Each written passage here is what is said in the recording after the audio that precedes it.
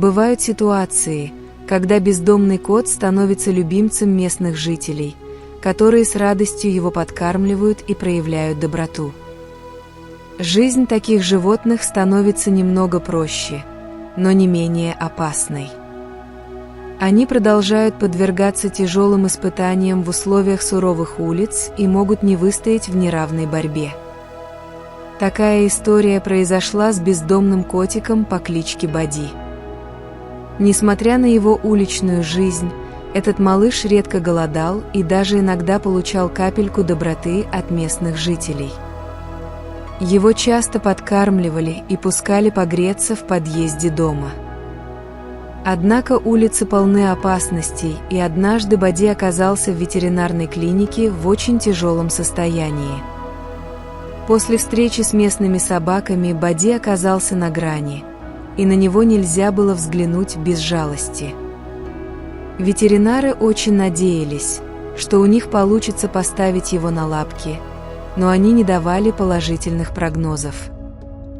Все его хрупкое тело было покрыто глубокими повреждениями, а шерсть местами просто отсутствовала. У него были многочисленные переломы, но самый большой след остался на его психологическом состоянии. Ветеринары до последнего верили в чудо и делали все возможное, чтобы помочь ему. Несмотря на тяжелое состояние, храбрый котик Бади всеми силами сражался за свою жизнь как настоящий воин.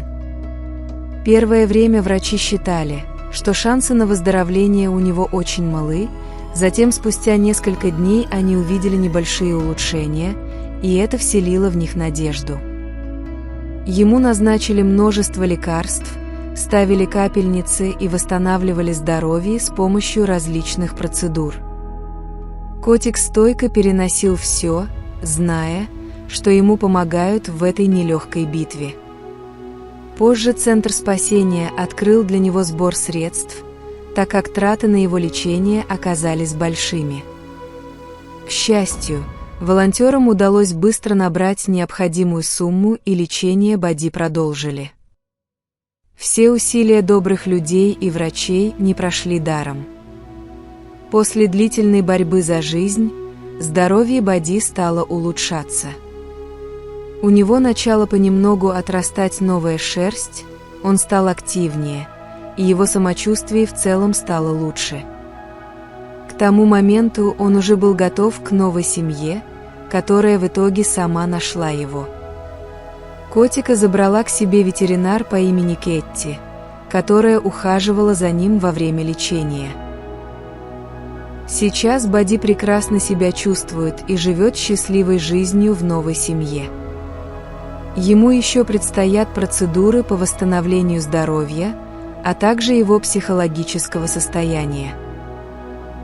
Несмотря на храброе сердце, Бади все еще испытывает беспокойство, когда выходит со своей любимой хозяйкой на прогулку.